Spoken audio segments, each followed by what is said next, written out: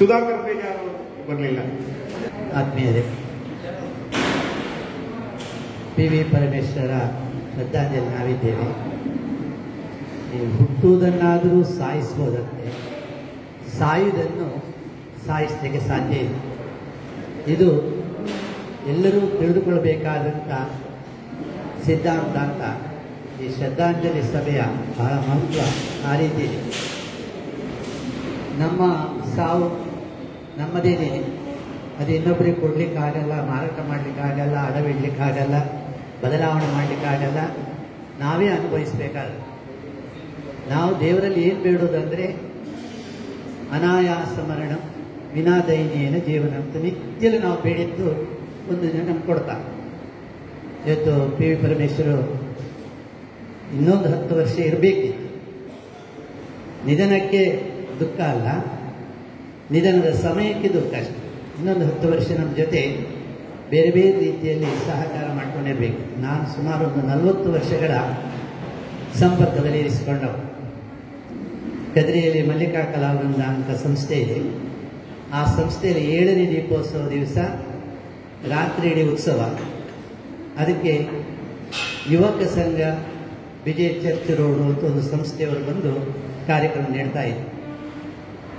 ನಾನು ಅದರ ತುಂಬ ಜವಾಬ್ದಾರಿ, ಒಂದು 50 ವರ್ಷದಿಂದ ಅದರ ಜವಾಬ್ದಾರಿಯಲ್ಲಿದ್ದೇನೆ. ಬೇರೆ ಬೇರೆ ಪದಾಧಿಕಾರಿಯಾಗಿದ್ದೀನಿ. 7ನೇ ದೀಪೋತ್ಸವ ದಿವಸ ರಾತ್ರಿ 12 ಗಂಟೆ ನಂತರ ಆರಂಭ ಆದಂಥ ಆಟಕ್ಕೆ ನಿತ್ಯವು ಅಂದರೆ ಪ್ರತಿ ವರ್ಷವೂ ಒಂದಲ್ಲ ಒಂದು ರೀತಿಯಲ್ಲಿ ಸಹಕಾರಿಯಾಗಿದ್ದವರು ಪರಮೇಶ್ವರ. ಹಾಗೆ ನಾರಾಯಣ ಸುವರ್ಣ ಅಂತ ಒಬ್ಬರಿದ್ರು, ಅವ್ರು ಬೇಗ ಬಂದಿರ್ತಾರೆ. ಆದರೆ ಆಟ ಪ್ರಾರಂಭಿಸಿ ಅಂತ ಹೇಳಿದರೆ ಆಟ ಪ್ರಾರಂಭಿಸ್ತಿರಲಿಲ್ಲ. ಯಾಕಂದರೆ ಅದರ ಒಂದು ಪ್ರಮುಖ ವಾಹಿನಿಯಲ್ಲಿ ಪರಮೇಶ್ವರರ ಪಾತ್ರ ಇದೆ. ಹಿಮ್ಮೇಳದಲ್ಲಾಗಲಿ, ಮುಮ್ಮೇಳದಲ್ಲಾಗಲಿ, ಅಥವಾ ಪ್ರಸಾದನದಲ್ಲಾಗಲಿ, ಅಥವಾ ವೇಷಗಳಿಗೆ ಅದು ಯಾವ ವಿಭಾಗವನ್ನು ತೆಗಿಬೇಕು. ಅಂತಹ ಒಬ್ಬ ಒಳ್ಳೆಯ ಕಾರ್ಯಕರ್ತ. ಮತ್ತು ಈ ಕ್ಷೇತ್ರಕ್ಕೂ ಅವರಿಗೂ ತುಂಬ ಅವಿನಾಭಾವ ಸಂಬಂಧ. ಇವತ್ತು ಇಲ್ಲಿ ಇದನ್ನು ಮಾಡಿದ್ದು ನಿಜವಾಗಿ ತುಂಬ ಅತ್ಯಂತ ಪ್ರಿಯವಾದಂಥ ಸ್ಥಾನ ಅವರು. ಇಲ್ಲಿಯ ಕಾರ್ಯಕ್ರಮಗಳೆಲ್ಲ ಆಗ್ತಿರುವಾಗ ಯಾವಾಗ ಅಂತ ಹೇಳ್ತಾ ಇದ್ದೆ, ಇಲ್ಲಿ ಬ್ರಹ್ಮಕಲಶ ಆಗುವಾಗ ನಾನು ಬೇರೆಲ್ಲ ಪ್ರೋಗ್ರಾಮ್ ಸೆಟ್ ಮಾಡಿದ್ದೆ. ಅಷ್ಟೊತ್ತಿಗೆ ಆಗ ಪರಮೇಶ್ವರ ಹೇಳಿದರು, ಒಂದು ತುಂಡು ನಾನು, ಒಂದು ಭಾಗ ನಾನು ಮಾಡ್ತೇನೆ. ನನಗೆ ಇದು ಅತ್ಯಂತ ಪ್ರಿಯವಾದಂಥ ತಾಣ ಇದು.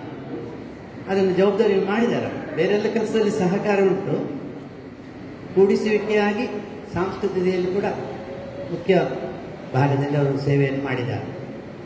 ಮತ್ತು ನಾವು ಬೇರೆ ಬೇರೆ ಸಂಘಟನೆ ಮಾಡುವಾಗ ಕೂಡ ಎಷ್ಟೋ ಸಲ ಪರಮೇಶ್ವರಿಗೆ ನಾನು ಆದೇಶ ಕೊಟ್ಟದ್ದು ಅಂತ ಉಂಟು. ಅವರು ಅದನ್ನು ಹೇಳ್ತಾ ಇದ್ದಾರೆ, ನೀವೊಂದು ಅಧ್ಯಾಪಕರಾದ ಕಾರಣ ಹೇಳ್ಬೋದು. ಯಾಕಂದರೆ ನನಗೂ ಅವರಿಗೂ ಒಂದು ರೀತಿಯ ಸಂಬಂಧ ಅಂದರೆ, ಅವರು ವೆಂಕಟರಾಯರ ಅಣ್ಣ ಯೋಗೀಶ್ ಮಾಸ್ಟ್ರು ನಮ್ಮೂರಿನ ಮಾಸ್ಟರ್ ಆಗಿದೆ. ಅವರು ಪೇಜಾವರದ ಮಾಸ್ಟರ್ ಆಗಿದೆ, ಅವರ ಹಳೆಯವರು. ಯಾವಾಗಲೂ ಯೋಗೀಶ್ ಮಾಸ್ಟರ್ ನಮ್ಮ ತುಂಬ ಜೊತೆ ಮಾತಾಡ್ಕೊಳ್ತಾ ಇದ್ರು. ಪರಮೇಶ್ವರ ಬಗ್ಗೆ ನಾನು ಹೇಳ್ತಾನೆ ಇದ್ದೆ. ಆ ಥರದ ಬಾಂಧವ್ಯ ಇದ್ದ ಕಾರಣ ಎಷ್ಟೋ ಸಲ ನಾವು ಹೇಳಿದ್ದನ್ನು ತಕ್ಷಣ ಮಾಡೋದು. ಯಕ್ಷಸಭದಲ್ಲಿ ಕಾರ್ಯಕ್ರಮ ಮಾಡುವಾಗ ನಾನೇ ಒಂದು ದಿವಸ ಹಾಕೋದು, ಪರಮೇಶ್ವರ್ ನೀವು ಅಭಿನಂದನೆ, ನೀವು ಸ್ವಾಗತ, ನೀವು ಧನ್ಯವಾದ, ನೀವು ನಿರೂಪಣೆ, ಹೀಗೆ. ಅದಕ್ಕೆ ಎಷ್ಟು ಕಷ್ಟ ಆದರೂ ಕೂಡ ಪೇಜಾವ್ ಸರ್ ಹೇಳಿದ್ದಾರೆ, ನಾನು ಮಾಡ್ತೇನೆ ಅಂತೇಳಿ ಅದನ್ನು ಪೂರ್ಣಗೊಳಿಸಿ ಒಂದಿಗೂ ನಮ್ಮ ಜೊತೆ ಮುನಿಸು ಮಾಡಿದ್ದಿಲ್ಲ. ಅಂತಹ ಒಂದು ವ್ಯಕ್ತಿಯನ್ನು ನಾವು ಇವತ್ತು ಕಳ್ಕೊಂಡಿದ್ದೇವೆ. ಅವರ ಬೇರೆಲ್ಲ ವೈಖರಿಗಳನ್ನು ನೋಡಬಹುದು. ಅಂತಾರಾಷ್ಟ್ರೀಯ ಖ್ಯಾತಿ ಅದೆಲ್ಲ ಈಗ ತಿಳಿದ ವಿದ್ವಾಂಸರೆಲ್ಲ ಇದ್ದಾರೆ, ಹೇಳ್ತಾರೆ, ನಾನು ಹೇಳಬೇಕಾಗಿಲ್ಲ. ಆದರೆ ಅವರ ಒಂದು ಆರ್ಗನೈಸಿಂಗ್, ಸಪೋರ್ಟಿಂಗ್ ಮಾಡುವಂತಹ ಒಂದು ದೊಡ್ಡ ಗುಣ. ನಾನು ಸಂಘಟನೆಯಲ್ಲಿದ್ದ ಕಾರಣ ಸಂಘಟಕರ ಒಂದು ಬೇರೆ ವೇದನೆ ಅಂತ ಉಂಟು. ಸಂಘಟಕರು ಎಲ್ಲವನ್ನೂ ಸ್ವೀಕಾರ ಮಾಡಿಕೊಳ್ಬೇಕು, ಹೊಗಳುವಿಕೆಯನ್ನು ಸ್ವೀಕಾರ ಮಾಡಿಕೊಳ್ಬೇಕು, ತೆಗಳುವಿಕೆಯನ್ನು ಸ್ವೀಕಾರ ಮಾಡಿಕೊಳ್ಬೇಕು, ಸಂಗ್ರಹ ಮಾಡಬೇಕು, ವಿನಿಯೋಗ ಮಾಡುವಾಗ ವಿಶ್ವಾಸವನ್ನು ತೋರಿಸಬೇಕು, ಎಲ್ಲ ಉಂಟು. ಇಂಥ ಸಂದರ್ಭದಲ್ಲಿ ಎಲ್ಲ ಕಡೆಯಲ್ಲಿಯೂ ಕೂಡ ನಮ್ಮ ಜೊತೆಯಾಗಿ ಸೇರಿಕೊಂಡು ವ್ಯವಸ್ಥೆ ಮಾಡ್ತಾ ಇದ್ದೀವಿ.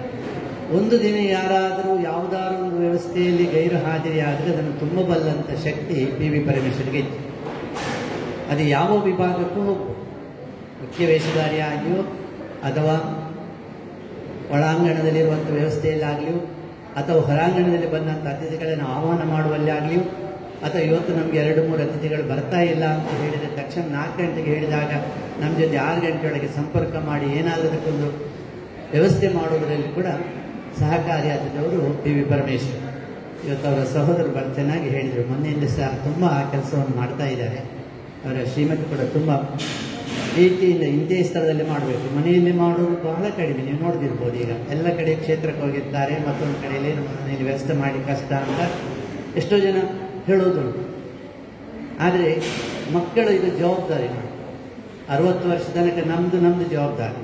60 ವರ್ಷ ತನಕ ನಾವು ನಮ್ಮ ಕಾರ್ಯಕ್ರಮಗಳಿಗೆ ನಾವೇ ಕರೆಯೋದು.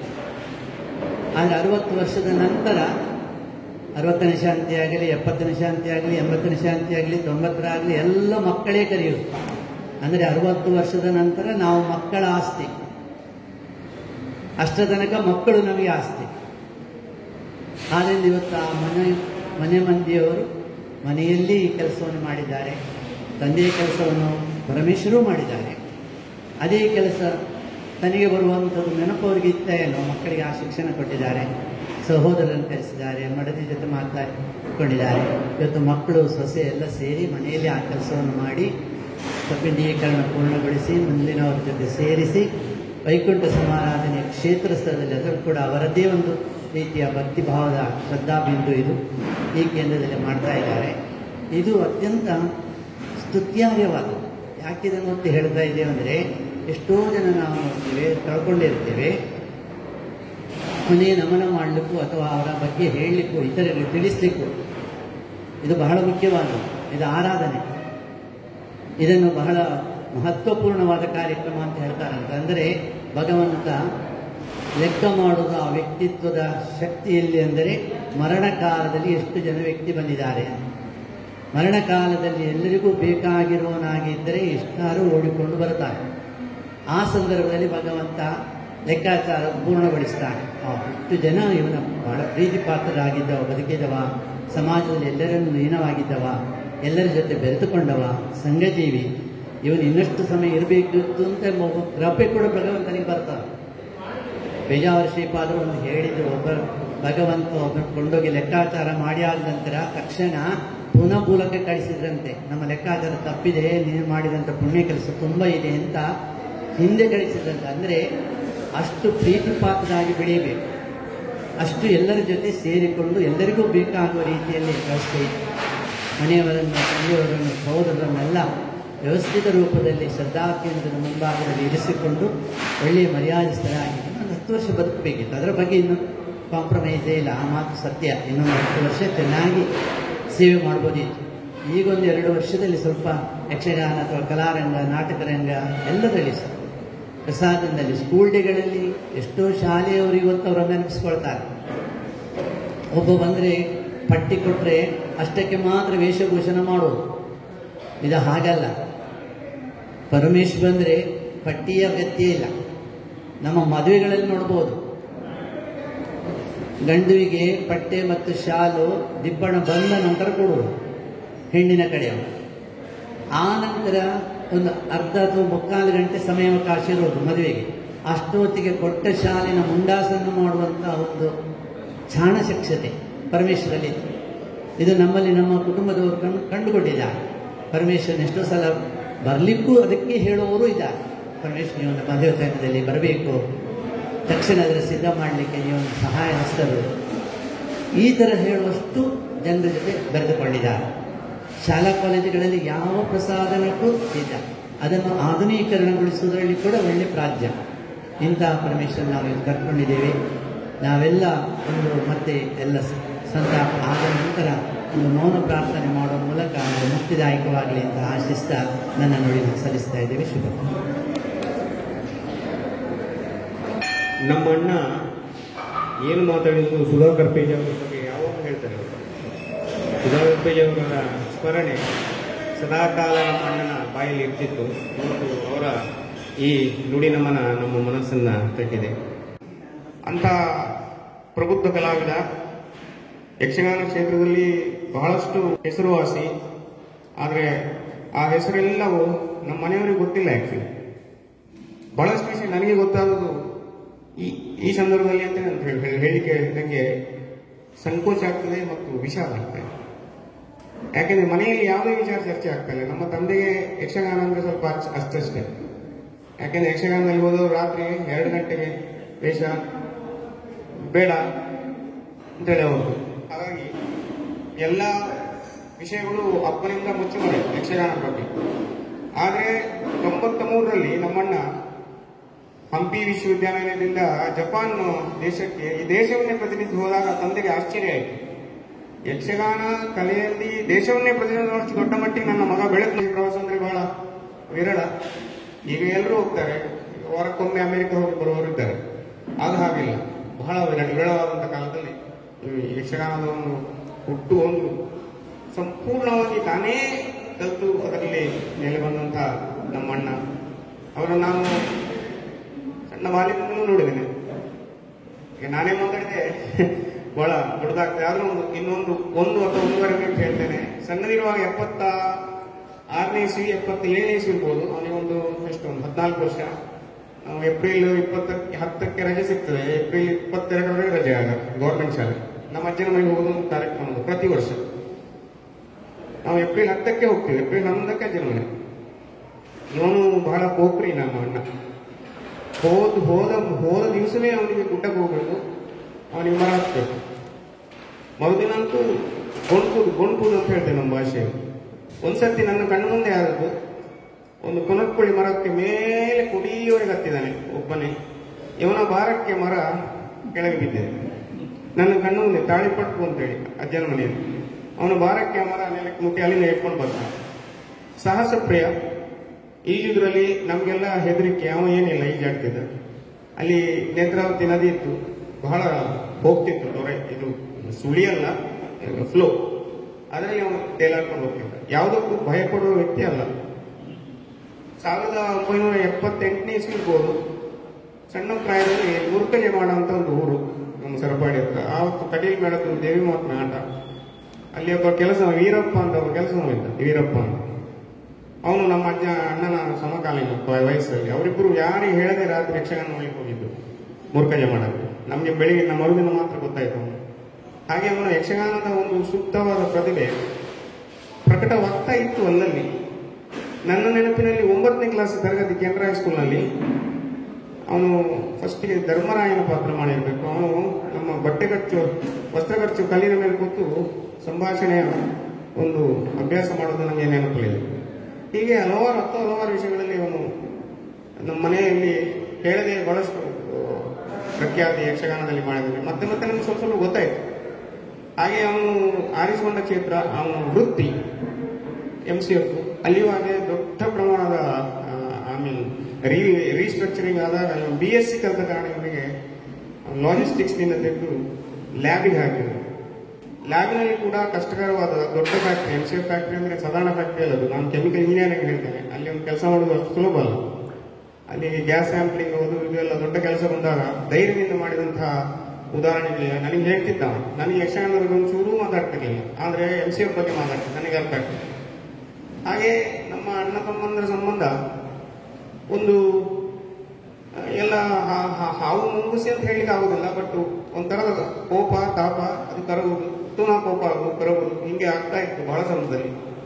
ಕಡೆ ನಮ್ಮ ಜಗಳ ಆಗೋದು 23ನೇ ಮೇ, ಬಹಳ ದೊಡ್ಡ ಜಗಳ ಮನೆಯ ಹೊರಗೆ. ಆದರೆ ನನಗೆ ಅದರಲ್ಲಿ ಒಂದು ವಿಶೇಷತೆ ಇದೆ. ನನಗೆ ಆಮೇಲೆ ಅನಿಸಿತ್ತು, ಏನು ನನ್ನಲ್ಲೇ ದೋಷ ಇದ್ದಿರಬೇಕು ಆ ಜಗಳದಲ್ಲಿ ಅಂತ. ಯಾಕೆಂದ್ರೆ ಅವನು ಸುಮ್ಮನೆ ಇದ್ದ, ಯಾವಾಗ ಬಹಳ ಜಗಳ ಮಾಡ್ತಿದ್ದ. ಆಸಕ್ತಿ ಅವನು ಸುಮ್ಮನೆ ಇದ್ಬಿಟ್ಟು, ಯಾಕೆ ಗೊತ್ತಿಲ್ಲ. ಮತ್ತೆ ಅಪ್ಪನ ಶಾರದಾ ಬಂತು, ಫೋನ್ ಮಾಡಿದ್ರೆ ಎಲ್ಲ ಮಂಜು ಕರಗಿದಾಗ ಕರಗೋದು. ಹೀಗೆ ಒಂದು ಬಹಳ ವಿಭಿನ್ನವಾದ ಒಂದು ಅವನ ವ್ಯಕ್ತಿ ಸ್ವರೂಪ. ಅವನು ಈ ಮಟ್ಟದಲ್ಲಿ ಅವನು ಹೋಗ್ತಾನೆ ನಾನು ಎನಿಸಿರ್ಲಿಲ್ಲ. ಯಾವಾಗಲೂ ರಂಗಸ್ಥಳದಲ್ಲಿ ಯುದ್ಧ ಮಾಡುವಂತ ರಾಕ್ಷಸ ಪಾತ್ರ ಮಾಡ್ತಿದ್ದ ನಮ್ಮ ಅಣ್ಣ ಕಡೆಯ 6 ದಿವಸದಲ್ಲಿ ಆಸ್ಪತ್ರೆಯಲ್ಲಿ ಯುದ್ಧವನ್ನು ನಾನು ಕಣ್ಣಾರೆ ನೋಡಿದೆ. ತನ್ನ ಜೊತೆ ಯುದ್ಧ ಮಾಡ್ತಿದ್ದ. ನಾನು ಹೇಳ್ತಿದ್ದೆ, ತನ್ನ ಜೊತೆ ಅವನು ಯುದ್ಧ ಮಾಡ್ತಿದ್ದ. ನಾನು ಹೇಳಿದೆ, ಯಾವಾಗಲೂ ರಂಗಸ್ಥಳದಲ್ಲಿ ರಾಕ್ಷಸರು ಸಾಯುವುದೇ, ದೇವತೆಗಳಿಗೆ ಜಯ ಆಗುತ್ತೆ. ಹಾಗೆ ಇಲ್ಲಿ ಆಸ್ಪತ್ರೆಯಲ್ಲಿ ಕೂಡ ದೇವತೆಗಳಿಗೆ ಜಯ ಆಯಿತು. ನಮ್ಮ ಅಣ್ಣ ಹಸುನಿಗೆ ಜುಲೈ 25ಕ್ಕೆ ತೀರ್ಕೊಂಡು. ಹಾಗೆ ಇದೊಂದು ವಿಷಾದನೀಯ ಸಂಗತಿ. ಆದರೂ ಅವನು ತನ್ನ ಜೀವಿತ ಕಾಲದಲ್ಲಿ ಮಾಡಿದ ಸಾಧನೆ ಅದ್ವಿತೀಯ ಅಂತ ಹೇಳಿ ಹೇಳ್ಬೋದು. ಅದು ನಮ್ಮ ಕುಟುಂಬದಲ್ಲಿ ಯಾರಿಗೂ ಇಲ್ಲದಂತಹ ಒಂದು ಪ್ರತಿಭೆ ಅವನಲ್ಲಿ ಬಂದಿದೆ. ಈಗ ಅದರ ಬಗ್ಗೆ ನಾನು ಇಷ್ಟೇ ಹೇಳ್ತೇನೆ. ನಮ್ಮ ಕಾರ್ಯಕ್ರಮದ ಒಂದು ಸಣ್ಣ ಹಾಡು ಹೇಳಬೇಕು ಅಂತ ನನಗೆ ಮನಸ್ಸಾಗ್ತಾ ಇದೆ. ಇಷ್ಟು ಕಾಲ ಒಟ್ಟಿಗೆ ಇದ್ದು ಎಷ್ಟು ಬೇರೆತರು ಅರಿತೇವೇನು ನಾವು ನಮ್ಮ ಅಂತರಾಳವ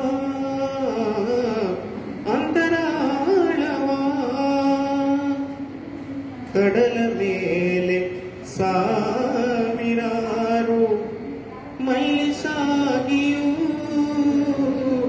ನೀರಿನಾಳ ತಿಳಿತೇನು ಹಾಯಿದೋಣಿಗೆ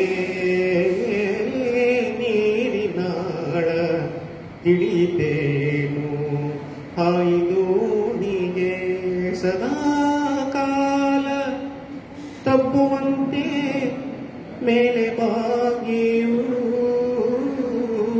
ಮಣ್ಣ ಮುತ್ತು ದೊರಕಿತೇನು ನೀಲಿ ಬಾನಿಗೆ ಮಣ್ಣ ಮುತ್ತು ದೊರಕಿತೇನು ನೀಲಿ ಬಾನಿಗೆ ಇಷ್ಟು ಕಾಲ ಒಟ್ಟಿಗೆದ್ದು ಎಷ್ಟು ಬೆರೆತರು ಅರಿತೇವೇನು ನಾವು ನಮ್ಮ ಅಂತರಾಳವ ನಮ್ಮ ಅಣ್ಣನ ಅಂತರಾಳ ಇನ್ನೂ ತಿಳಿದಿಲ್ಲ ಅಂತಲೇ ನಾನು ಭಾವಿಸ್ತೇನೆ. ವಿಜಯಕ್ಕ ಇದ್ರೆ ಸಂಕ್ಷಿಪ್ತವಾಗಿ ಎರಡು ಮಾತಾಡ್ಬೇಕಂತ ಕೇಳ್ತೀನಿ. ನಮ್ಮ ವಿಜಯಕ್ಕ. ಕೃಷ್ಣಾಯ ನಮಃ. ನಾನು ಮಾತಾಡಬೇಕಂತ ನಮ್ಮ ಅಕ್ಕ ಅಂಬಕ್ಕ, ವಿಜಯಕ್ಕ, ಜಲಜಕ್ಕ, ಪರಮೇಶನಿಗೆ ಯಾವಾಗಲೂ ಸಹೋದರತ್ವ ಆಗಬೇಕಾದ್ರೆ ಒಡ ಹುಟ್ಟಿದವರೇ ಆಗಬೇಕೆಂತಿಲ್ಲ. ನಾವು ಅವರ ಆತ್ಮೀಯ ಅಕ್ಕಂದಿರು. ಅವನು ನಮ್ಮಕ್ಕಿಂತ ಎಷ್ಟೋ ಚಿಕ್ಕವನವನು. ಆದರೂ ನಮಗೆ ಒಂದು ಆತ್ಮೀಯದ ಅವಿನಾಭಾವ ಸಂಬಂಧ ಅಂತ. ಈ ಕ್ಷೇತ್ರ ಗೋಪಾಲಕೃಷ್ಣ ಮಠ, ಮೇಲೆ ಮಾಸ್ಟರ್ ಮನೆ ಅಂದರೆ ನಮ್ಮ ಅಪ್ಪನ ಮನೆ. ಆಮೇಲೆ ಮಾರ್ಗ ದಾಟಿದ್ರೆ ಹೊಳ್ಳರ ಮನೆ ಅಂದರೆ ವೆಂಕಟರಾಯರ ಮನೆ, ಪರಮೇಶನ ಅಪ್ಪನ ಮನೆ. ಆಮೇಲೆ ಇಲ್ಲಿ ಆಚಾರ್ಯ ಮನೆ. ಆಮೇಲೆ ಅದರ ಹಿಂದೆ ವೆಂಕಟರಾಯರ ತಂಗಿ ನಾರಾಯಣಕ್ಕನವರ ಮನೆ. ಈ ನಾವು 4 ಮನೆಯವರು ಒಂದಾಗಿ ಸೇರಿ ನಮ್ಮ ಮನೆಯಲ್ಲಿ ಎಲ್ಲರೂ ಒಂದಾಗಿ ಸೇರುವುದು. ಅದಕ್ಕೆ ಒಂದು ಕಾರಣ ಇತ್ತು. ಅವರ ಪರಮೇಶನ ಮನೆಯವರು ನಮ್ಮಲ್ಲಿ ನಮ್ಮ ಮಾಸ್ಟರ್ ಅಲ್ಲ ಅಪ್ಪ, ಪಾಠ ಕೇಳಲು ಬರ್ತಿದ್ರು. ಪಾಠ ಆದಮೇಲೆ ನಮ್ಮ ವ್ಯವಹಾರವೇ ಬೇರೆ.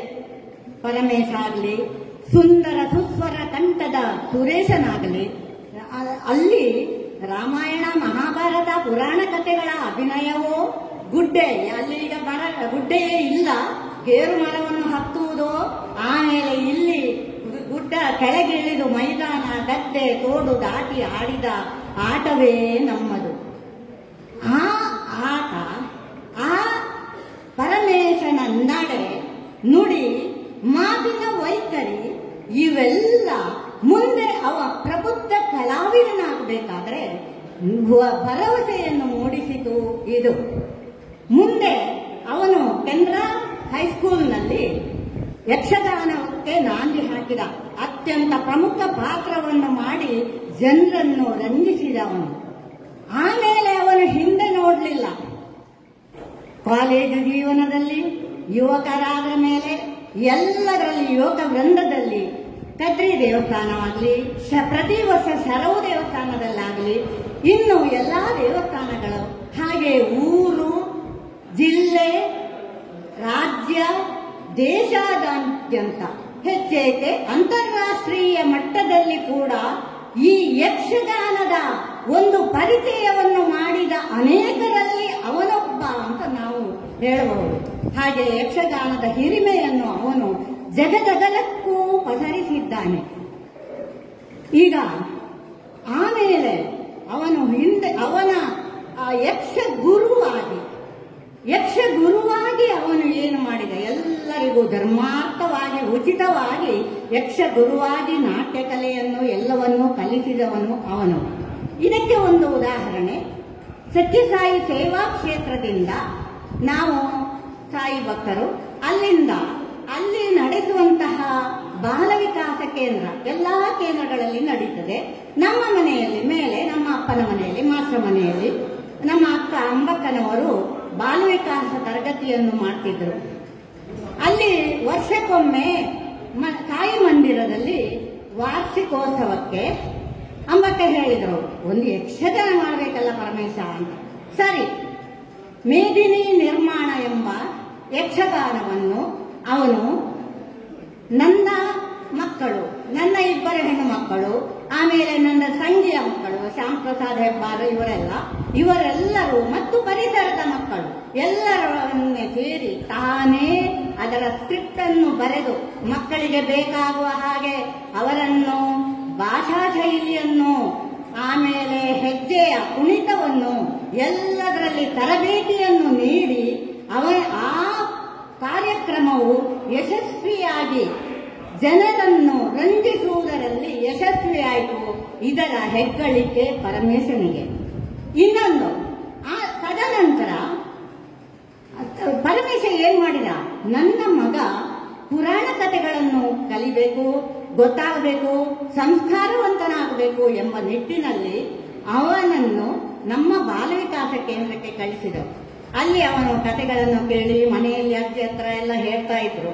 ಆಮೇಲೆ ಅಲ್ಲಿ ಪುನಃ ಸತ್ಯಸಾಯಿ ಜನ್ಮ ವೃತ್ತಾಂತ ಎಂಬ ಒಂದು ಪ್ರಸಂಗವನ್ನು ಅವನೇ ರಚಿಸಿ ಅದಕ್ಕೆ ಹಾಡುಗಳನ್ನು ಸಂಯೋಜಿಸಿ, ಆಮೇಲೆ ಹಿಮ್ಮೇಳ ಮುಮ್ಮೇಳ ತಂಡೆ ಎಲ್ಲ ಅವನದ್ದೇ ಅವನು ಮಾಡಿ ನಿಸ್ವಾರ್ಥ ಏನೊಂದು ಪ್ರತಿಫಲಾಪೇಕ್ಷೆ ಇಲ್ಲದೆ ಈ ಒಂದು ಕಾರ್ಯವನ್ನು ಯಶಸ್ವಿಯಾಗಿ ಮಾಡಿದ್ದಾನೆ.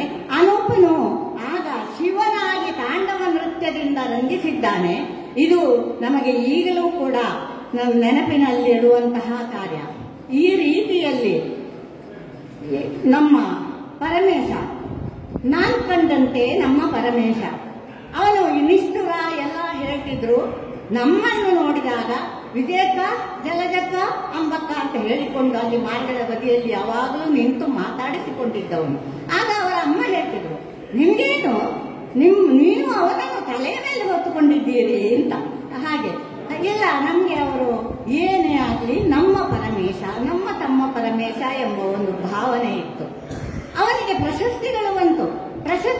ನಿನಗೆ ಶುಭಾಶಯ ಹೇಳುವ ಅಂತ ಹೇಳಿದರೆ ಅದು ಬರ್ತದೆ ಹೋಗ್ತದೆ. ಅವನ ಅದರ ಗೊಡವೆಯಲ್ಲೇ ಇಲ್ಲ, ಅವನಿಗೆ ಅದರ ಅಹಮ್ಮೇ ಇಲ್ಲ. ಈ ರೀತಿಯಾಗಿ ಮುಂದೆ ಇನ್ನೊಂದು ವಿಷಯ, ಶ್ರೀಕೃಷ್ಣ ಯಕ್ಷಸಭಾ ಸುಧಾಕರ್ ರಾವ್ ಬೇಜಾ ಅವರು ಸಂಘಟಕರಾಗಿ ಮಾಡಿದಂಥದ್ದು. ನಾನು ಮತ್ತು ನನ್ನ ಯಜಮಾನರು ಯಾವಾಗಲೂ ಅಲ್ಲಿ ಹಾಜರು. ಅಲ್ಲಿ ನಾನು ಕಂಡದ್ದು ಏನೆಂದರೆ, ಯಕ್ಷಗಾನ ವೇಷಧಾರಿಗಳು ಬರೀ ವೇಷವನ್ನು ಕಟ್ಟಿಕೊಂಡು ಬಣ್ಣ ಹಚ್ಚಿಕೊಂಡು ನಲಿಯುವುದು ಮಾತ್ರವಲ್ಲ, ಕುಣಿಯುವುದು ಮಾತ್ರವಲ್ಲ, ಅಲ್ಲಿ ಅವನು ಮಾಡಿದ ಕೆಲಸವನ್ನು ನನ್ನ ಯಜಮಾನರು ಆಗ ಹೇಳ್ತಿದ್ರು, ಆಗಲಕ್ಯ ಪರಮೇಶ, ಆಗಲಕ್ಯ ಅವ ಕಾಣು ಯಾವ ರೀತಿಯಲ್ಲಿ ಮಾಡ್ತಾನೆ ಅಂತ. ಏನು ಮಾಡಿದ ಅಂದರೆ, ಅವನು ಯಕ್ಷಗಾನ ಪೂರ್ವಭಾವಿಯಾಗಿ ಹಿಮ್ಮೇಳಕ್ಕೆ ಆಸನಗಳ ಜೋಡಣೆ, ಪರಿಕರಗಳನ್ನು ಜೋಡಿಸುವುದು, ಚೆಂಡೆ, ಮದ್ದಳೆ ಇವುಗಳನ್ನೆಲ್ಲ ಕ್ರಮ ಪ್ರಕಾರವಾಗಿ ಇಡುವುದು, ಇವುಗಳನ್ನೆಲ್ಲ ಮಾಡಿಕೊಂಡು ಅವನು ಯಾವ ಕೆಲಸವೂ ಹಿರಿದಲ್ಲ ಕಿರಿದಲ್ಲ, ಇದು ಕಲಾರಾಧನೆ, ನಾಟ್ಯ ಸರಸ್ವತಿಯ ಆರಾಧನೆಯೂ ಅಲ್ಲಿ ಇದು ಒಂದು ಎಂದು ಎಣಿಸಿಕೊಂಡು ಮಾಡಿ ಅವನು ಆ ರೀತಿಯಾಗಿ ಇದ್ದ. ಇನ್ನು ಅವನು ಸವ್ಯಸಾಚಿ, ಎಲ್ಲ ರಂಗದಲ್ಲಿಯೂ ಸವ್ಯಸಾಚಿ ಅಂತ ಹೇಳ್ತಾರೆ. ಅವನು ಯಾವುದೇ ತನ್ನ ಕುಟುಂಬದವರಾಗ್ಲಿ, ಅವರ ಹತ್ರ ಕೇಳಿದವರಾಗ್ಲಿ, ಯಾವುದೇ ಆಗಲಿ ಪೇಟ ಅವನದ್ದು. ಅವನ ಹತ್ರ ಹೇಳಿದ್ರೆ ಆಯ್ತು, ಪರಮೇಶ ಪೇಟ ಹಾಕ್ಬೇಕು, ಹೀಗೆ ಉಂಟು ಮಾಡ್ತೀಯಲ್ಲ ಅಂತ ಹೇಳಿದ್ರೆ ಆ ಸಮಯಕ್ಕೆ ನಮ್ಮ ಮಕ್ಕಳ ಮದುವೆ ಸಮಾರಂಭದಲ್ಲಿ, ನನ್ನ ತಂಗಿ ಮನೆ, ನನ್ನ ಅಣ್ಣನ ಮಕ್ಕಳಾಗಿರು, ನಮ್ಮ ಕುಟುಂಬದಲ್ಲಿ ಎಲ್ಲವನ್ನು ಅವನೇ ಅವರವರ ತಲೆಗೆ ಸರಿಯಾದ ಅಳತೆಯ ಇದನ್ನು ಅವನೇ ಬಂದು ಅವನೇ ಹಾಕಿ ಮದುವೆ ಸಮಾರಂಭದಲ್ಲಿ ಅವನೇ ನನ್ನ ಮಗಳಿಗೂ ಮದುಮಗಳ ಅಲಂಕಾರವನ್ನು ಮಾಡಿದವನು ಅವನೇ. ಈ ರೀತಿಯಾಗಿ ಅವನನ್ನು ನಾವು ಹೇಗೆ ಮರೆಯಲಿ? ನಮ್ಮಿಂದ ಮೊದಲೇ ಹೋದನಲ್ಲ ಎಂಬ ಹೊರಗಿದ್ದರೆ ಆಗಸದಲ್ಲಿ ಮಿಂಚಿ ಹೊಳೆಯುವ ನಕ್ಷತ್ರದಂತೆ ಒಮ್ಮೆ ಜೋರಾಗಿ ಮಿನುಗುತ್ತದೆ, ಮತ್ತೆ ಕಣ್ಮರೆಯಾಗುತ್ತದೆ. ಆ ರೀತಿ ನಮ್ಮ ಪರಮೇಶ ಕಣ್ಮರೆಯಾದ. ಇದು ಎಲ್ಲರಿಗೂ ಇವತ್ತು ಈಗ ತುಂಬ ಮಂದಿ ಮಾತನಾಡಿದ್ರು, ಅದನ್ನೇ ಹೇಳಿದ್ರು. ಹಾಗೆ ಹೇಗೆ ಹೋದೆ ಅಂತ ಈಗಿನ ಕಾಲದಲ್ಲಿ ಏನು ಹೇಳ್ತೇವೆ ಅಂದ್ರೆ, ಕೆಲವರೆಲ್ಲ ಸ್ವಲ್ಪ ಏನಾದರೂ ಮಾಡಿದ ಕೂಡಲೇ ಅವರಿಗೆ ಸಾಯಲಿಕ್ಕೆ ನರಳಾಗ್ತಾ ಇದ್ರು, ಅವರು ಸತ್ತ ಮೇಲೆ ಭೂಮಿಗೆ ತುಂಬಲಾರದ ನಷ್ಟ ಅಂತ ಹೇಳ್ತಾರೆ. ಅದು ನಷ್ಟ ಅಲ್ಲ, ಇದು ನಷ್ಟ. ಇಲ್ಲಿ ಇವನು ಇನ್ನೂ ಬಾಳಿ ಬೆಳಗಿ ಅವನ ಸಾಧನೆಯಲ್ಲಿ ಮುಂದುವರಿಸಿ, ಕಾರ್ಯಕ್ಷೇತ್ರದಲ್ಲಿ ಮುಂದುವರಿಸಿ, ಕುಶಲಕರ್ಮಿಯಾಗಲಿ, ಪ್ರಾಸಾದನವನ್ನು ಮಾಡುವುದರಾಗಲಿ, ವೇಷ ಧರಿಸುವುದರಲ್ಲಾದರಲ್ಲಿ ಎಲ್ಲದರಲ್ಲಿಯೂ ಅವನು ಒಂದು ತನ್ನ ವಯಸ್ಸಿಗೆ ಮೀರಿದ ಒಂದು ಚಾಕಚಕ್ಯತೆಯನ್ನು ತೋರಿದವನು ಅವನು.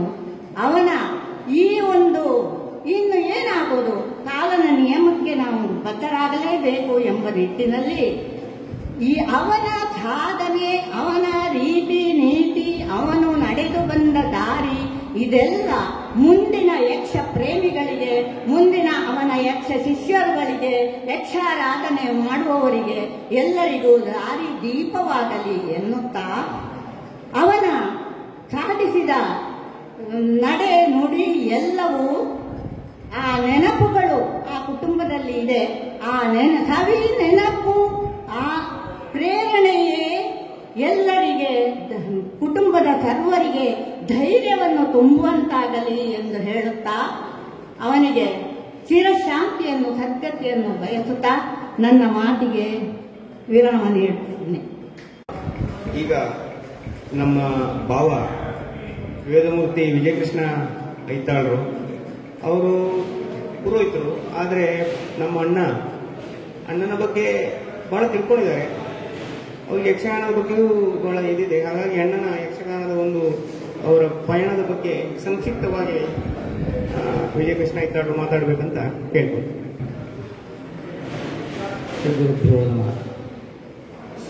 ಪಿ ವಿ ಪರಮೇಶ್ ನನ್ನ ಭಾವ, ನನ್ನ ಸೋದರತ್ತೆಯ ಮಗ. ನನ್ನ ಅಜ್ಜ ದಿವಂಗತ ಸರಪಾಳೆ ನರಸಿಂಹಯ್ಯರಿಗೆ ತುಂಬ ಜನ ಮಕ್ಕಳು, ಹಾಗೆ ತುಂಬ ಜನ ಮೊಮ್ಮಕ್ಕಳು. ಮೊದಲ ಮೊಮ್ಮಗ ಪಿ ವಿ ಪರಮೇಶ್, ಮಗಳ ಮಗ. ಹಾಗೆ ಮೊದಲ ಮೊಮ್ಮಗ, ಮಗನ ಮಗ ನಾನು. ಹಾಗಂತ ಪಿ ವಿ ಪರಮೇಶನ ಮೇಲೆ ನಮ್ಮ ಅಜ್ಜನಿಗೆ ಬಹಳ ಪ್ರೀತಿ, ಸುರು ಹುಟ್ಟಿದ ಪುಳ್ಳಿ. ಅದನ್ನು ನಾವು ಪ್ರತ್ಯಕ್ಷವಾಗಿ ಕಂಡು, ಆಗ ಭಾವ ಪ್ರಾರಂಭದಲ್ಲೇ ಹೇಳಿದ, ಏಪ್ರಿಲ್ 10ಕ್ಕೆ ರಜೆ ಸಿಕ್ಕಿದ್ರೆ ಮೇ 22ಕ್ಕೆ ಶಾಲೆ ಶುರು, ಎಲಿಮೆಂಟ್ರಿದ್ದು. ಅಲ್ಲಿಯವರೆಗೆ ನಮ್ಮಲ್ಲಿಯೇ ಠಿಕಾಣಿಯವರೆಲ್ಲರೂ ಕೂಡ. ಆ ಸಂದರ್ಭದಲ್ಲಿ ಅವರು ಮಾಡದ ಕೆಲಸವೂ ಯಾವುದೂ ಇಲ್ಲ. ನಾವೆಲ್ಲ ಅವಾಗ ಸಣ್ಣವರು, ಅದನ್ನೆಲ್ಲ ಪ್ರತ್ಯಕ್ಷವಾಗಿ ಕಂಡವರು. ನೀವೆಲ್ಲ ಈಗ ಅವರ ಯಕ್ಷಗಾನ ಕ್ಷೇತ್ರದಲ್ಲಿ ಅವರು ಮಾಡಿದ ಸಾಧನೆ ಇತ್ಯಾದಿಯನ್ನ ಹೇಳಿದಿರಿ. ಅದೇ ರೀತಿ ಹಳ್ಳಿಯಾದಂತಹ ಸರಪಾಡಿಯಲ್ಲಿ ಬಹಳ ಒಂದು ರೀತಿಯ ಯಾವುದೇ ಒಂದು ಏನು ಮನಸ್ಸಿನ ಜಂಜಾಟವನ್ನು ಯಾವುದನ್ನು ಇಟ್ಟುಕೊಳ್ಳದೆ ಬಹಳ ಆನಂದವಾಗಿ ತಮ್ಮ ಬಾಲ್ಯವನ್ನು ನಮ್ಮೊಟ್ಟಿಗೆ ಕಳೆದವರು ಅವರು ಪಿ ವಿ ಪರಮೇಶ್. ಹಾಗೆ ಅಂತ ನಮಗೊಂದು ರೀತಿಯಲ್ಲಿ ಮಾರ್ಗದರ್ಶನವನ್ನು ಕೊಟ್ಟರು. ಕೆಲವೊಂದು ವಿಷಯದಲ್ಲಿ ನಮಗೇನು ಅವರನ್ನು ನೋಡುವಾಗ ನಾವು ಹೀಗೂ ಮಾಡಬಹುದಾ, ಹಾಗೂ ಮಾಡಬಹುದಾ ಎಂಬಂತಹ ಭಾವನೆ ನಮಗೆಲ್ಲ ಬರ್ತಾ ಇತ್ತು. ಆಗ ಒಬ್ಬರು ಹೇಳಿದರು, ಚೆಂಡೆ ಕೋಲನ್ನು ಮಾಡಿದರು ಅಂತ. ನಾನು ನಮ್ಮ ಅಜ್ಜನ ವೃತ್ತಿ ಪೌರೋಹಿತ್ಯವನ್ನ ಮಾಡುವ ಪ್ರಾರಂಭದಲ್ಲಿ ನನಗೊಂದು ಕೆಲವೆಲ್ಲ ಕಿವಿ ಮಾತುಗಳನ್ನು ಪಿ ವಿ ಪರಮೇಶ್ವರನ ತಂದೆಯೂ ಹೇಳಿದ್ದಾರೆ, ಮಾವ. ಅದೇ ರೀತಿ ಪಿ ವಿ ಪರಮೇಶ್ವರನು ಕೂಡ ಕೊಟ್ಟಿದ್ದಾರೆ. ಒಂದು ವಸ್ತು ನಮಗೆ ಮಂಟಪದಲ್ಲಿ ಅಥವಾ ಯಾವುದೇ ಒಂದು ಕಾರ್ಯಕ್ರಮದಲ್ಲಿ ಇಲ್ದಿದ್ರೆ ಅದಕ್ಕೆ ತಲೆಬಿಸಿ ಮಾಡಲಿಕ್ಕಿಲ್ಲ, ಆಲ್ಟರ್ನೇಟಿವ್ ಬೇರೆ ಏನು ಮಾಡೋದು, ಇದನ್ನು ಆಲೋಚನೆ ಮಾಡಿ ಕೂಡಲೇ ಮಾಡ್ಕೊಂಡು ಹೋಗಬೇಕು. ಆವಾಗ ನಮ್ಮ ಕೆಲಸ ಸುಸೂತ್ರವಾಗಿ ಆಗ್ತದೆ, ಬರುತ್ತದೆ ಎಂಬುದನ್ನು ನನಗೆ ಸರಿಯಾಗಿ ನಿರೂಪಿಸಿ, ಅಂದರೆ ಮಾರ್ಗದರ್ಶನ ಕೊಟ್ಟವರು ಪಿ ವಿ ಪರಮೇಶ್ವರ್. ಅದನ್ನು ಈಗಲೂ ನಾನು ಅಳವಡಿಸಿಕೊಂಡಿದ್ದೇನೆ. ಇದೊಂದು ರೀತಿಯ ಮಾರ್ಗದರ್ಶನ. ಅದೇ ರೀತಿಯಾಗಿ ಅವನು ಕೇವಲ ಯಕ್ಷಗಾನ ಕ್ಷೇತ್ರ ಮಾತ್ರ ಅಲ್ಲ, ತುಂಬ ಕ್ಷೇತ್ರದಲ್ಲಿ ಕೈಯಾಡಿಸಿದ್ದಾನೆ. ಕೃಷಿಯಲ್ಲಿಯೂ ಕೂಡ ಅವನಿಗೆ ಆಸಕ್ತಿ ಇತ್ತು. ಅಜ್ಜನ ಮನೆಯಲ್ಲಿ ಬಂದರೆ ಅಜ್ಜಿ ಏನು ಹೇಳಿದರೂ ಕೂಡ ಆಗುವುದಿಲ್ಲ ಅಂತಿದ್ರು. ಮರ ಕತ್ತಿ ತೆಗೆಯುವುದು ಅದು ಎಷ್ಟು ಕಷ್ಟ ಆದರೂ ಕೂಡ ಮರ ನೆಲಕ್ಕೆ ಮುಟ್ಟಿತ್ತು ಅಂತ ಹೇಳಿದ. ಕೆಲಸದ ಬರದಲ್ಲಿಯೂ ಕೂಡ ಯಾವುದೇ ಕೆಲಸ ಚಪ್ಪರ ಹಾಕುವುದಿಲ್ಲ, ಎಲ್ಲವೂ ಕೂಡ ನಮ್ಮಲ್ಲಿ ಪ್ರತಿ ವರ್ಷವೂ ನರಸಿಂಹ ಜಯಂತಿಗೆ ಭಜನೆ ಆಗ್ತದೆ. ಆವಾಗ ಇವರೆಲ್ಲ ಮೊಮ್ಮಕ್ಕಳು ನನ್ನ ಭಾವಂದರು ಎಲ್ಲರೂ ಬಂದು ಈಗಲೂ ಕೂಡ ಅಷ್ಟೇ ನಮಗೆ ಯಾವುದೇ ಹೆದರಿಕೆ ಇಲ್ಲ. ಇದೇ ರೀತಿಯ ಒಂದು ವಾತಾವರಣ ಅಜ್ಜ ಇರುವಾಗಲೂ ಕೂಡ ಇತ್ತು. ಯಾಕೆ ಹೇಳಿದ್ರೆ ಅಜ್ಜನಿಗೆ ಅಷ್ಟು ಧೈರ್ಯ ಇತ್ತು, ಇವ್ರ ಹತ್ರ ಈ ಮಕ್ಕಳನ್ನ ಹೇಳ್ಕೊಂಡು ಮಾಡಬಹುದು ಎಂಬಂತಹ ಧೈರ್ಯ ಅವರಲ್ಲಿ ಇದ್ದ ಕಾರಣ ಅದೇ ರೀತಿಯಾಗಿ ಅವರು ಮೊಮ್ಮಕ್ಕಳನ್ನು ಕೂಡ ಆ ರೀತಿಯಾಗಿ ಬೆಳೆಸ್ಕೊಂಡು ಹೋದರು, ಸರಿಯಾದಂತಹ ಸಂಸ್ಕಾರವನ್ನು ಕೊಟ್ಟುಕೊಂಡು ಹೋದರು. ಅದಕ್ಕೆ ಮಾವನ ಪ್ರೋತ್ಸಾಹವೂ ಇತ್ತು. ಯಾಕೆ ಹೇಳಿದ್ರೆ ರಜೆ ಸಿಕ್ಕಿದ ಕೂಡಲೇ ಮನೆಯಲ್ಲೇ ಮಕ್ಕಳನ್ನ ಇಟ್ಟುಕೊಳ್ಳದೆ ಅಜ್ಜನ ಮನೆಗೆ ಅವರೇ ಕಳಿಸ್ಕೊಡ್ತಿದ್ರು. ಅವರು ಬರ್ತಿರ್ಲಿಲ್ಲ, ಮೊಮ್ಮಕ್ಕಳನ್ನು ಕಳಿಸಿಕೊಡ್ತಾ ಇದ್ರು. ಅದಕ್ಕೆ ಅವರ ಪ್ರೋತ್ಸಾಹ ಇದ್ದ ಕಾರಣ ಮಾತ್ರ ಅಲ್ಲ ಅವರು ಬರ್ತಿದ್ದದ್ದು. ಈಗ ಅಂಥ ವಾತಾವರಣವೇ ಇಲ್ಲ. ಕೃಷಿ ಕ್ಷೇತ್ರದಾಯಿತು.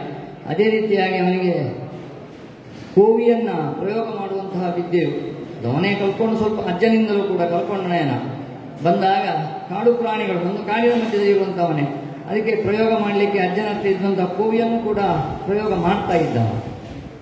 ಅಷ್ಟೇ ಅಲ್ಲದೆ ಪೌರೋಹಿತ್ಯದ ಜ್ಞಾನವೂ ಇತ್ತು. ಮಂತ್ರ ಗೊತ್ತಿಲ್ಲದಿದ್ದರೂ ಕೂಡ ಪೌರೋಹಿತ್ಯಕ್ಕೆ ಏನು ಬೇಕು, ಯಾವ ರೀತಿಯಲ್ಲಿ ಬೇಕು, ಎಲ್ಲಿ ತಪ್ಪಾಗಿದೆ ಇದನ್ನು ಅವ ಕೇವಲ ಇವರಿಬ್ಬರೂ ಕೂಡ ಅಜ್ಜ ಇಲ್ಲಿಗೆ ಬಂದ ಕೂಡಲೇ ಅಜ್ಜನ ಹತ್ರ ಅವರದ್ದು ವಾದ, ಅದು ಯಾಕೆ ಹೀಗೆ, ಇದು ಯಾಕೆ ಹೀಗೆ ಅಂತ ಹೇಳಿ. ಯಾಕೆ ಇವರಿಗೆ ಜ್ಞಾನ ಬೇಕು, ಈ ಪರಮೇಶ್ವರಿಗೂ ಮತ್ತು ಸುರೇಶನಿಗಾಗಲಿ ಅದರ ಬಗ್ಗೆ ಸರಿಯಾದ ಜ್ಞಾನವನ್ನು ಪಡ್ಕೊಳ್ಳಿಕ್ಕೆ ಅಜ್ಜನಿಂದ ಪಡ್ಕೊಳ್ತಾ ಇದ್ರು. ಪ್ರಶ್ನೆಗಳನ್ನು ಹಾಕಿ ಅಜ್ಜ ಬಂದು ಇಲ್ಲಿ ಜಪ ಮಾಡಲಿಕ್ಕೆ ಬಡಿಸೋತಿಲ್ಲ, ಸಾಯಂಕಾಲ ಊಟಕ್ಕೂ ಬಡಿಸೋತಿಲ್ಲ, ಮಲಗುವವರೆಗೂ ಪ್ರಶ್ನೆಗಳು ಸುರಿಮಳೆ. ಅದೇ ರೀತಿಯಾಗಿ ಉತ್ತರಗಳನ್ನು ಪಡ್ಕೊಳ್ತಾ ಇದ್ರು. ಯಾಕೆ ಅವರ ಜ್ಞಾನವನ್ನು ವೃದ್ಧಿಸಿಕೊಳ್ಳಿ. ಆ ರೀತಿಯಾಗಿ ಅವರ ಪೌರೋಹಿತ್ಯ ಕ್ಷೇತ್ರದಲ್ಲಿ ಆಗಲಿ ಅಥವಾ ಧಾರ್ಮಿಕ ಕ್ಷೇತ್ರದಲ್ಲಿ ಅಥವಾ ಧರ್ಮ ಸೂಕ್ಷ್ಮಗಳು, ಕೇವಲ ಪೌರೋಹಿತ್ಯ ಮಾತ್ರ ಅಲ್ಲ, ಧರ್ಮದು ಅದು ಯಾಕೆ ಹಾಗೆ ಮಾಡಿದ್ರೆ ಏನಾಗ್ತದೆ, ಸೂತಕವನ್ನು ಯಾಕೆ ಹಾಗೆ ಮಾಡಬೇಕು ಇತ್ಯಾದಿ ಎಲ್ಲ ಒಂದು ರೀತಿಯಲ್ಲಿ ಕೆಲವೊಂದು ಸಂದರ್ಭದಲ್ಲಿ ಅಸಂಬದ್ಧ ಪ್ರಶ್ನೆಗಳಾದರೂ ಕೂಡ ಅಜ್ಜನ ಕೈಯಿಂದ ಸರಿಯಾದಂತಹ ಒಂದು ಮಾರ್ಗದರ್ಶನವನ್ನು ಪಡ್ಕೊಂಡಿದ್ದಾರೆ. ಇದು ಯೋಗ ಅವರಿಗೆ, ನಮಗೂ ಕೂಡ ಅದು ಸಿಗಲಿಲ್ಲ ಕೆಲವೊಂದು ಸಂದರ್ಭದಲ್ಲಿ. ಅದೇ ರೀತಿಯಾಗಿ ಇನ್ನೊಂದು ಅವನಲ್ಲಿ ಒಂದು ವಿಶೇಷವಾದಂತಹ ಒಂದು ವಿದ್ಯೆ ಪೂರ್ಣ ಪ್ರಮಾಣದಲ್ಲಿ ಎಲ್ಲರಿದ್ರೂ ಕೂಡ. ನನ್ನ ತಾಯಿಯ ತಂದೆ ನೆತ್ತಗಡೆ ನಾರಾಯಣ ಹೊರಡು, ಅವರು ದೇವಸ್ಥಾನದ ಬ್ರಹ್ಮಕಲಶಕ್ಕೆ ಅಷ್ಟಗಂಧವನ್ನು ಮಾಡುವಂತಹ ಪರಂಪರೆ ಹಿಂದಿನಿಂದಲೂ ಬಂದದ್ದು. ಈಗಲೂ ಕೂಡ ನನ್ನ ಭಾವ ಮಾಡ್ತಾ ಇದ್ದಾನೆ. ಅವರು ಇಲ್ಲಿ ಎಲ್ಲಿಯಾದರೂ ದೇವಸ್ಥಾನ ಸುತ್ತಮುತ್ತಲಿನಲ್ಲಿ ಬ್ರಹ್ಮಕಲಶ, ಆವಾಗ ಬ್ರಹ್ಮಕಲಶ ಆಗುವುದು ಇದು 40 ವರ್ಷದ ಹಿಂದಿನ 40-50 ವರ್ಷದ ಹಿಂದಿನ ಕತೆ. ಅವನು ಸಣ್ಣದಿರುವಾಗ ಇಲ್ಲಿ ಎಲ್ಲಿಯಾದರೂ ಹತ್ತಿರದಲ್ಲಿ ಬಂದರೆ ಅವರು ಸಂಬಂಧ, ಅವರ ಮಗಳನ್ನು ನನ್ನ ತಾಯಿ ಮಗಳ ಅತ್ತಿಗೆಯ ಮನೆ ಅಂತ ಹೇಳಿ ಇಲ್ಲಿಗೆ ಬಂದರೆ ರಾತ್ರಿ ಆದರೆ ಅವರು ಇಷ್ಟು ಬಸ್ಸುಗಳಿರಲಿಲ್ಲ. ಇಲ್ಲಿ ತಂಗಿದಾಗ ಇವ ಅವರ ಹತ್ರ ಚರ್ಚೆಗಳನ್ನು ಮಾಡಿ ಈ ಅಷ್ಟಗಂಧ ಮಾಡುವ ಕ್ರಮವನ್ನು ನಾವು ತಿಳ್ಕೊಂಡಿದ್ದೆ. ಇದರ ಪ್ರಯೋಗವನ್ನು ನಮ್ಮ ಅಜ್ಜ ಹೋಗಿ ಆಗಿದೆ. ಕೆಲವೊಂದು ದೇವಸ್ಥಾನದಲ್ಲಿ ಆದಾಗ ಅಲ್ಲಿ ಅಷ್ಟಗಂಧ ಸರಿಯಾಗದಿದ್ದರೆ ಈ ಒಂದು ಪ್ರಶ್ನೆಗಳು ಅವರನ್ನು ಅಡಿಗೆ ಮಾಡ್ತಾ ಇದ್ದ, ಅಂದರೆ ಮೆಲಕಳಗ ಮಾಡ್ತಾ ಇದ್ದ, ನಿಮ್ದು ಅದು ತಪ್ಪಿದೆ ಇದು ತಪ್ಪಿದೆ ಅಂತೇಳಿ. ಆಮೇಲೆ ಅದೇ ಬೆಳವಣಿಗೆ ಆಗಿ ಈ ಬ್ರಹ್ಮಕಲಶದ ವೈದಿಕ ವೃತ್ತಿಯಲ್ಲಿ ಅಥವಾ ತಂತ್ರಗಳು ತಪ್ಪು ಮಾಡಿದಾಗ ತಂತ್ರಗಳ ಜನಗಳು ಕೆಲವರು ಈಗಿನವರು ತಪ್ಪು ಮಾಡಿದಾಗ ಕೆಲವು ಉದಾಹರಣೆ ಎನ್ಸೆಪ್ಟ್ನಲ್ಲೂ ಆದದ್ದು ನನ್ನ ಬಗ್ಗೆ ಅದು ಯಾಕೆ ಹಾಗೆ, ಈ ರೀತಿ ಇದು ಯಾಕೆ, ಅದೆಲ್ಲೋ ಅದು ತಪ್ಪ ಸರಿಯಾ, ಇದರ ಬಗ್ಗೆ ವಿಮರ್ಶೆಯನ್ನು ಮಾಡಿ ಮತ್ತೆ ಮುಂದೆ ಹೋಗಿ ಅವರ ಮೇಲೆ ಪ್ರಯೋಗ ಮಾಡ್ತಾ ಇದ್ದ. ಈ ಒಂದು ರೀತಿಯ ಕುತೂಹಲ ಅಥವಾ ಆ ಜ್ಞಾನವನ್ನು ತಿಳ್ಕೊಳ್ಬೇಕು ಎಂಬಂತಹ ಒಂದು ಪ್ರವೃತ್ತಿ ಅವನಲ್ಲಿತ್ತು. ಇದೆಲ್ಲ ಯಾರಿಗೂ ಬರುವುದಿಲ್ಲ, ಎಲ್ಲರಲ್ಲೂ ಇರುವುದಿಲ್ಲ, ಅಥವಾ ಇದ್ರೂ ಅವ್ರು ಏನೋ ಮಾಡ್ತಾ ಇದ್ದಾರೆ, ನನಗೆ ಯಾಕೆ ಸಂಬಂಧಪಟ್ಟದ್ದಲ್ಲ, ಈ ರೀತಿ ಬಿಟ್ಟು ಕೊಡ್ತಾ ಇರಲಿಲ್ಲ. ಅದರ ಬಗ್ಗೆ ಸರಿಯಾಗಿ ಕೂಲಂಕುಷವಾಗಿ ಗೊತ್ತಿದ್ದವರ ಹತ್ರ, ನನ್ನ ಹತ್ರ ಮಾತ್ರ ಅಂತಲ್ಲ, ಯಾವುದೇ ಕ್ಷೇತ್ರದಲ್ಲಿ ಪರಿಣಿತರೋ ಅವರ ಹತ್ರ ಸರಿಯಾದ ಮಾಹಿತಿಯನ್ನು ತಗೊಂಡು ಮತ್ತೆ ಅದನ್ನು ವಾದಕ್ಕೆ ಈಡು ಮಾಡಿ ಮುಂದೆ ಅವ ಅದನ್ನು ಪ್ರವೃತ್ತಿಗೆ ಇಳಿಸ್ತಾ ಇದ್ದ. ಇದೊಂದು ಗುಣ ನಾವು ನಿಜವಾಗಿಯೂ ಅಳವಡಿಸಬೇಕು. ಎಲ್ಲವನ್ನೂ ನಾವು ಗೊಟ್ಟು ಸಂಪ್ರದಾಯ ಅಥವಾ ಹೇಳಿದ್ದಾರೆ ಅಂತ ಹೇಳಿ ನಾವು ಹೋಗಬಾರದು ಅಂತ ನನ್ನ ಅಭಿಪ್ರಾಯ. ಯಾಕಂದರೆ ಅದರಲ್ಲಿ ಏನು, ಅದರ ಮರ್ಮವೇನು ಅದನ್ನು ತಿಳ್ಕೊಂಡು ಜೀವನದಲ್ಲಿ ಅಳವಡಿಸಿಕೊಂಡು ಮುಂದುವರಿಸಿಕೊಂಡು ಹೋಗುವುದು ಇದು ಏನು ಸದ್ಗೃಹಸ್ಥರ ಒಳ್ಳೆಯ ಗುಣ ಅಂತ ನಾನು ತಿಳ್ಕೊಂಡಿದ್ದೇನೆ. ಈ ಪರಿಣಾಮದಿಂದಾಗಿ ಅವ ಹಾಗೆ ಮಾಡಿದ್ರಿಂದಾಗಿ ನನ್ನ ಜೀವನದಲ್ಲೂ ನಾನು ಕೆಲವೊಂದು ಹಾಗೆ ಅವನನ್ನು ನೀವೆಲ್ಲ ಹೇಳಿದ್ರೆ ನಿಷ್ಠುರವಾದಿ ಅದು ಮನಸ್ಸು ಬಹಳ ಸಣ್ಣದು. ನಿಷ್ಠುರ ಯಾಕೆ, ವಿಷಯಕ್ಕೆ ನಿಷ್ಠುರ ಅಂತ, ಯಾವುದು ಸರಿಯಲ್ಲ ಎಂಬುದು ಅವನ ಮನಸ್ಸಿಗೆ ತೋಚಿದ ಕೂಡಲೇ ಅವನು ನಿಷ್ಠುರವಾದಿ.